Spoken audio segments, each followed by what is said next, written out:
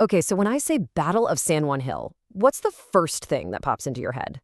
For most of us, I'm willing to bet it's a very specific picture, one that's basically been burned into the American psyche. Yeah, you see it, right? Teddy Roosevelt, looking absolutely fearless on his horse, leading the famous Rough Riders in this epic, thundering charge right up a hill in Cuba. It's the ultimate story of American grit and courage, a victory that basically launched a new era. But what if I told you that iconic image isn't the whole story? Not even close. Because what really went down on July 1st, 1898, was so much messier, so much more chaotic, and honestly, way more interesting than the simple legend we've all been told. All right, so first up, let's break down that legend. To really get why the real story is so different, we gotta understand the powerful myth that everyone fell in love with. I mean, it's the perfect story, right? You've got your hero, Theodore Roosevelt, this bigger-than-life character, a total celebrity who ditches his stuffy desk job for battlefield glory. Then you've got his crew, the Rough Riders, a perfect-for-the-press mix of cowboys and college jocks. And the result? A clean, glorious win that basically shot Roosevelt straight to the White House. It's a story that writes itself. Okay, but let's start pulling back the curtain on that legend. Because once you do, a totally different picture starts to take shape. And the first clue that something's off is in the numbers. So check this out. The U.S. forces had about 8,400 troops on the ground. The Spanish, only around 520. That is a massive 16-to-1 advantage. 16-to-1. But then look at the casualties. The Americans lost over 1,000 men, more than double what the Spanish lost. Wait a second. That doesn't add up, does it? That doesn't sound like some easy, glorious charge. So that's the big question, right? With such a huge numbers advantage, why were the Americans getting hammered so badly? Well, the answer wasn't about who was braver, it was about who had the better gear. Okay, this is where it gets really interesting. The Spanish had these modern 7mm Mauser rifles. They were fast, easy to reload, and, this is the real kicker, they used smokeless powder. So when a Spanish soldier fired, you couldn't see where the shot came from. Now the Americans, a lot of them were stuck with older rifles, some were even single shot, and they used old-school black powder. Imagine that. Every single time an American soldier fires, a big puff of white smoke goes up, basically screaming, "Hey, I'm over here, shoot at me." And the result was an absolute nightmare. Before anyone even thought about charging, the American troops were just stuck, pinned down at the bottom of the hills, getting chewed up by an enemy they couldn't even see.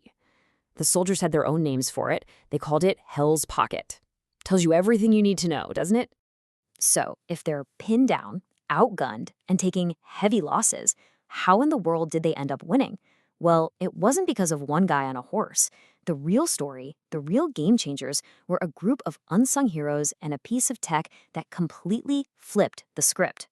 See, the attack wasn't this one big organized charge like in the movies. It was more of a desperate, chaotic scramble by a bunch of different units all at once. And you know who was right at the front, leading the way? Some of the most seasoned soldiers in the entire U.S. Army, the African-American Buffalo Soldiers of the 9th and 10th Cavalry. These guys were pros, and their experience was absolutely essential to breaking through. And we have an amazing firsthand account of this. A young lieutenant at the time, a guy you might have heard of, John J. Blackjack Pershing, who later became the top general in World War I, he was right there. And he wrote about seeing white soldiers, black soldiers, regulars, and volunteers like the Rough Riders all mixed up, fighting side by side, just focused on their common duty as Americans. That was the reality on the ground.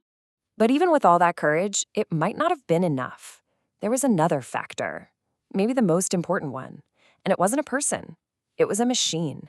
We're talking about 3 Gatling guns run by a guy named Lieutenant John Parker.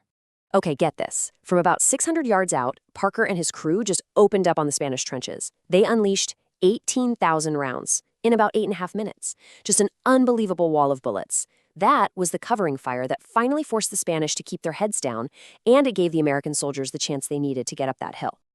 And hey, you don't have to take my word for it. Listen to what Theodore Roosevelt himself said about it later. He wrote that Lieutenant Parker deserved, and I'm quoting here, rather more credit than any other one man in the entire campaign. Even the hero of the legend knew who the real game changer was. So, yeah, the whole lone hero story, it's complicated. But the impact of that story on Teddy Roosevelt's career, that was crystal clear. And the weirdest part of this whole thing is where the battle's legacy showed up next, in a place you would never, ever guess. The fame from San Juan Hill was like rocket fuel for Roosevelt's career.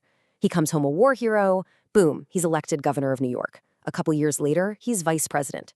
And then, just 3 years after that chaotic battle, he's the president of the United States. It was an absolutely meteoric rise. But here's the final twist in the story, and it's a wild one. The most surprising legacy of this battle wasn't in the White House. It was in a neighborhood in New York City that most people have never even heard of. A place that was, for a time, actually called San Juan Hill. Yeah, San Juan Hill, Manhattan. It was probably named to honor the battle, especially since a lot of the veterans, including many Black veterans, moved there. It grew into this incredibly important, vibrant community, home to a large African American and Puerto Rican population. And this was a major cultural hub long before Harlem became the center of the universe. And we're not just talking about any old neighborhood. This place was a cultural powerhouse. It's where the jazz legend Thelonious Monk grew up.